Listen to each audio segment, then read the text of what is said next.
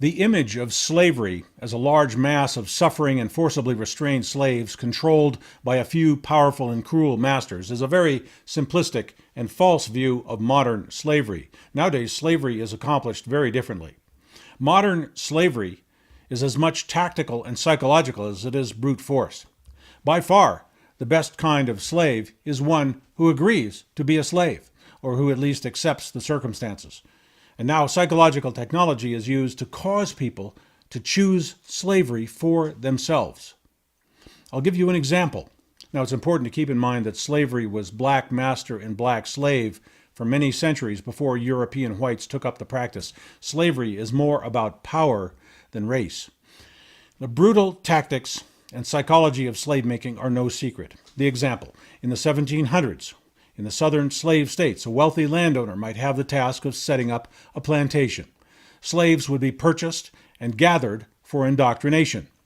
The wealthy farmer would accuse a young male slave of defiance or non-compliance, and that young man would be horribly punished and killed, perhaps lynched or drawn and quartered by horses. This would be done in front of the slave women. Those slave women were deeply traumatized by the public spectacle of gratuitous violence against the innocent young black male. The slave women would then raise their sons to be compliant and subservient. Young black children would be sternly educated by their mothers in the type of behavior necessary to stay in the slave master's favor. By seeing one or more horrific event, the slave women became the school, the conditioning factory, the educators and brainwashers of the slavery collective, the new slave generation. An efficient system of slavery is not possible unless the slaves are made to enforce upon each other. By the time the black males reached adulthood, they were thoroughly conditioned by their parents and guardians to a slave's mentality and demeanor. This was the psyops of the 1700s, the shock and awe of the plantation system. Nowadays, the plantation owner is the state, the law, the police, the media, banks, and corporations, and the slaves are you and I. In the old plantations, the result of demonstrations of cruelty and violence was voluntary compliance. Young black males had never been encouraged, even by their family and friends, to think independently, to explore their aspirations and opportunities, or to believe in their own potential. Their souls and spirits were broken, their minds imprisoned, not just by the slave master, but by their own families and friends. Even when we can clearly see the slavery, we do not imagine that we are helping to create it by accepting and enforcing the rules and constraints that constitute the slavery. We warn our children to follow the rules so they will not be harmed by the state.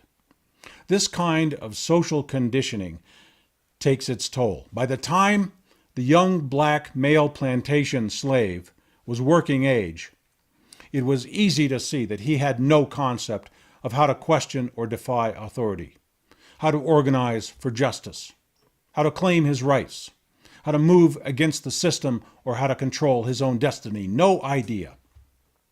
This is what our state, our schools, and our media do to us and ask us to do to each other.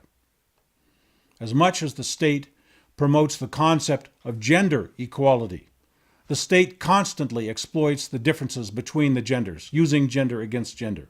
Men are characterized as bullies or simpletons. Women are characterized as victims or protesters.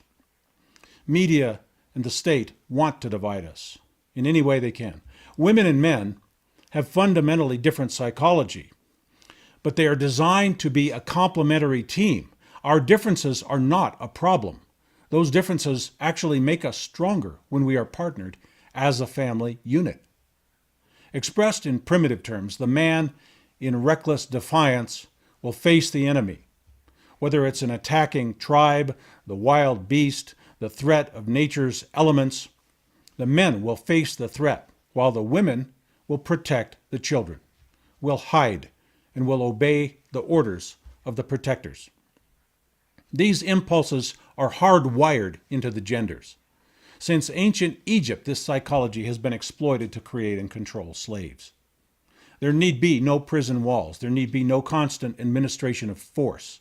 Slavery is programming, social and psychological programming. Force is only necessary for those who have accidentally or momentarily acted like a free and sovereign individual. Force is for people who forget to act like slaves. Regardless of how oppressed women may be in any given culture, they always have great influence over their men. Mothers have influence over their sons. Wives and female lovers have influence over their husbands and partners. By female influence, men are drawn into civilized behavior. These days, that means compliance with authorities, stable and conservative forms of livelihood, and behavioral moderation for social appearances to friends, neighbors, strangers, and authorities. In perhaps an overgeneralization, women are seeking safety and stability at all costs, while men are seeking adventure and freedom without due regard for risk. Women feel safer in a socially regulated environment, in a context of rules and monitored behavior, predictable ritual, and they press those sensibilities upon the men around them. The more reckless and coarse a man may act, the more pressure the woman will bring to regulate the behavior. So the slave master, the state, the collective, to be successful will target the woman, the rule follower, for initial compliance, and cause that woman to then pressure compliance and servitude on those around them, as they naturally tend to do. This may be called the woman's army, the front lines of the slave state, the essential mass of psychological influencers without which large-scale slavery would be impossible. Men are natural troublemakers, warriors, explorers, and there are too many of them to control with direct force by the state. Men will never be comfortable for long in the role of slave unless women are delegated to assist in the recruitment and management of the men's impulses for freedom. Women are more prone to accept and adopt rules without question. They are easily recruited to convey arbitrary rules to those around them. Women are highly influential in this way. Women are not helpless victims. They are society's best psychological influencers. They may believe they're helping the man succeed, but succeed in what? Volunteering for some form of pointless compliance, enlisting in some corrupt institutional agenda, acting like an obedient puppet to distant and mysterious control matrices, to pay all those taxes, fees, and fines, to enrich the state at crippling expense to the family and to society, to avoid conflict no matter what the cost. Women's civilizing influence was very effective and necessary in more barbaric times. The woman's good intentions have now been seized and repurposed as a mechanism of state control, as a way to assert central authority. Again, I speak very generally. There are many women who value freedom, opportunity, and the prosperity it brings. However, there are many others who adopt and advocate senseless rules and processes simply because they believe it will lead to social harmony. It leads to slavery. Men are sensitive to the wishes of the women around them. We can be pushed into unnatural states by those we love and trust. You can have a responsible and confident man, or you can have a compliant and conforming man, but you cannot have both of those things in full measure in one man. You get compliance at the cost of responsibility and confidence. A man cannot think for himself while he's under heavy social pressure to conform to arbitrary behavioral controls. So how can the woman bring out the best in her man? Ease off on the manipulation, encourage leadership and independent thinking? Perhaps, but it's actually, the fact is, being a man is the man's job. The man and the woman have to understand that they have different psychology and different roles in the relationship. Not necessarily traditional roles, but complementary roles based on their particular personalities, skills, and temperaments. A good relationship is not one where one person is controlling another. It is one where each person is supporting the other. It is cooperation and shared purpose. Where the partner is strong, encourage that strength. Where the partner is weak, provide support. Never compete within the team. Eliminate all internal conflict. Apply the full partnership to the external goals. Regardless of gender, if we pressure each other in any way to become something we are not, to stop questioning authority, to accept whatever corruption, control, and taxation comes with a promise of peace and order, we are inviting and enabling our own slavery.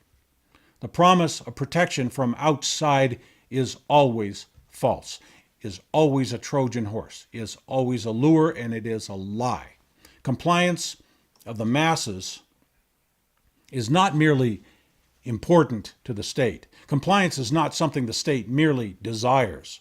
Without compliance of the masses, there is no state. The term slavery and the term compliance are basically synonymous. Servitude and submission to institutional and collective agendas corrupts the natural, local, and family cultures. And by participating, we forfeit essential independence and self-determination, not to mention our wealth and our futures. We must not devote our lives to a corporation unless we know that corporation is equally dedicated to us and our families.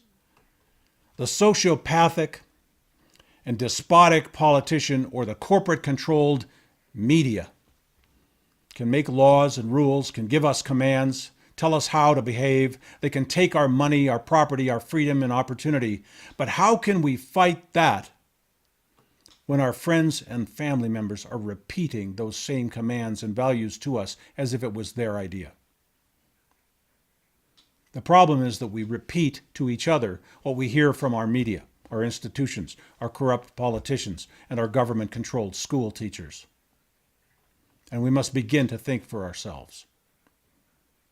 We become puppets and parrots of the repetitious messages we hear, and we allow those messages to reach us constantly. We flood ourselves with media and entertainment, packed with subliminal messages and contrived behavioral examples.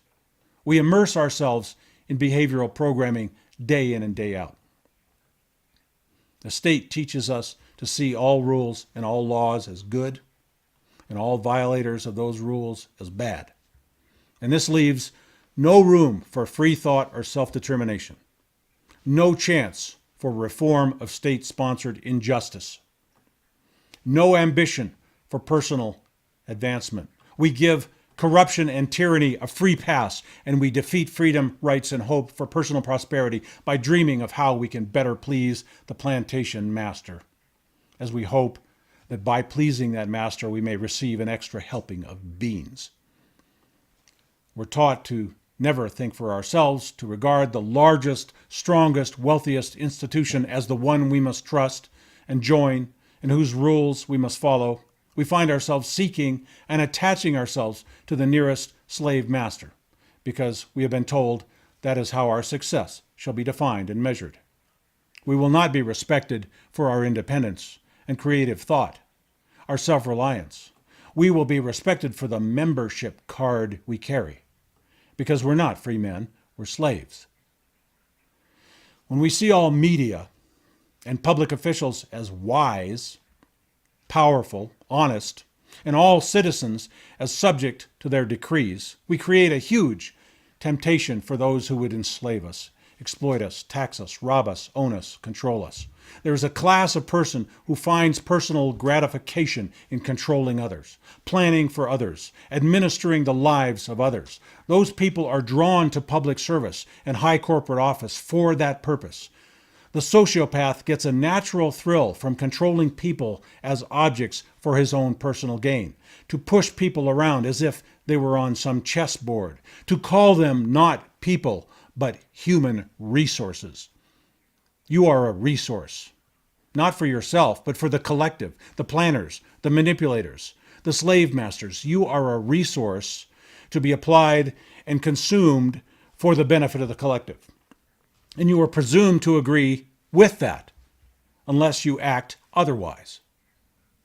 Many of us are perfectly willing to be dependent on public and commercial services without realizing this puts us in obligation of compliance, debt, and service to that system.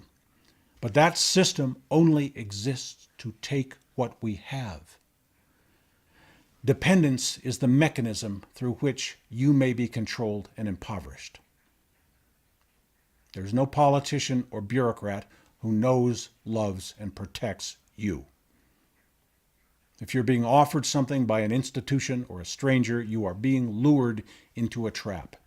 If it wasn't your idea, if you don't control it, you are a servant to it if you join, if you consent, if you participate, if you agree. Rules are always made to advantage the rule maker. A perfect example is traffic violation fines. The fine you pay enriches the court.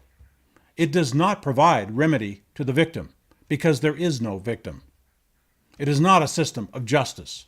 It is a system of state enrichment. It is slavery. We were born to be responsible for ourselves. The adoption of external rules is fully artificial. If you are not making your own rules, you are being ruled.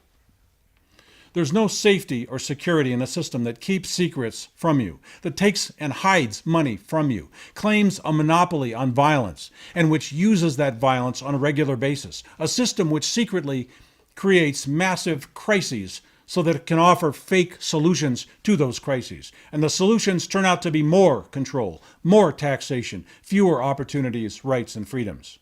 States are not benevolent paternal orders. States are human farms. We're all deeply conditioned for compliance by everyone around us. We're conditioned to have no integrity, no internal moral compass, no self-reliance, no curiosity, no doubt of authority. We are instead programmed with self-doubt and fear of failure in the eyes of some unseen slave master.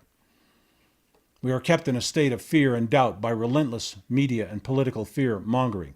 We are convinced that we must pay great attention to our choices of detergent and chewing gum. We don't create and live by our own standards, overcome our own fears and weaknesses. We strive to define ourselves by meeting the standards of others. Imagine there are three kinds of people: those who control only themselves, those who control others, and those who are controlled by others. It is very obvious which of these three are healthier and more true to justice and human nature. It is very obvious that if you are being controlled by others, you are at the bottom of the social totem pole. If you are letting yourself be controlled, you are volunteering into slavery. We must begin to ask ourselves why a lifetime of work can produce nothing but a pile of debt. What is it about our laws, our institutions, our society that does that to us? Maybe compliance is not the solution. Maybe debt is harming us. Maybe consuming media propaganda all day has changed our mentality. Maybe institutions and corporations are constantly assaulting us with manipulations and diversions. Maybe they are sucking the life out of us. Maybe they are parasites. Our challenge in life as potentially free and independent individuals is to overcome the damage done to us in our youth as we were told to listen and obey. The damage that media and social conditioning do to us. The damage we do to each other. Parental mistakes. State propaganda, whatever. Our job as responsible adults is to discover and break the chains that are now invisible but tight around our necks, our heads, and our hearts. In the days of chained slavery, they needed to literally break the chains. In the days of psychological slavery, all we need to do is deny consent. Start questioning things and start making our own decisions. We cannot do this unless we start thinking more broadly, to wake up and recognize that slavery is all around us, and we are part of it. You didn't think you were a slave? You have a right to own property. Can you own property without paying lifelong taxation for simply exercising that right? You have a right to keep what you earn. Are part of your earnings taken in unpaid servitude? You have a right to be left alone, yet innocent people have their property and liberty foreclosed on a daily basis, not for any real crime, but for non-compliance, for nothing other than defiance of the slave master, for behavior that threatens the sociopathic judge or police officer, or simply enrich those who have borrowed the state-granted privilege to take what is yours. Can you even exercise your right to travel without paying for licenses for your vehicle and yourself as a driver? You are being taxed and penalized for exercising your rights. The law says your rights may not be infringed. Our labor, our freedom, our rights are being taken every day. We are slaves. In the USA, we have more than 5 times as many people in prison per capita than even the most overtly oppressive regimes on the entire planet. 85% of the people in our prisons committed no property damage, no violence or injury. 85% for what are called crimes when there was no victim. So for harmless behavioral non-compliance, you can go to prison for 10 years, 5 years, 20 years. It happens every day. This is not a free state, and as I speak, the police are militarizing. Slavery is about to go to a whole new level. The good news is most of it happens simply because we consent. We don't question. We don't hold public servants accountable. We don't demand their swift removal when they displease us. These mistakes are easy to change. People cannot be governed without their consent. If people are giving blind consent, complying, never questioning, never speaking out, they can not only be governed, they can be abused, taxed, imprisoned, or killed without consequences. The powers that be have clearly shown that they will take everything and anything that we allow them to take, anything we don't vigorously protect and defend, and they will never punish their own for the crimes they commit against us. Try to see yourself as the powerful elites see you. You are not regarded by greedy public institutions as free and independent people. You are presumed to be agreeing and complying with their agendas, plans, rules, and programs. You are presumed to be obligated and subject to punishment for non-compliance of policies you had nothing to do with creating. You are expected to pay your fees and taxes, to adjust your behavior, and to warn those around you to do the same. You are presumed to agree to all that because they found that when they presume you to be a slave, that many of us will play along. They seized upon our psychological flaws and weaknesses as the primary mechanism of their control. We're so conditioned that government can now create slaves by simply expecting us to be slaves. That is why any government, state, collective, or dictator will always claim the support of the silent. They simply invent the idea that you wish to be controlled, and then they will proceed to control you unless you resist. If you're looking around at what government and corporate interests are doing, if you can see where it is leading, it should be very clear that we had better start making some noise. We had better start providing some resistance. Any casual observer can tell you that what we now have is an emerging police state. Of course, we're told we have a free country, so that our eyes will glaze over in reflexive national pride. In the 1960s, reactionary nationalists used to say, "America, love it or leave it." Those who were more observant and thoughtful would answer, "America, change it or lose it." That was 50 years ago. We didn't change it, and we're now losing it. How do we get America back? How do we regain freedom and opportunity and prosperity? By refusing to be slaves, by turning off the propaganda, by setting our own goals and making our own decisions, by questioning authority, by commanding our own lives.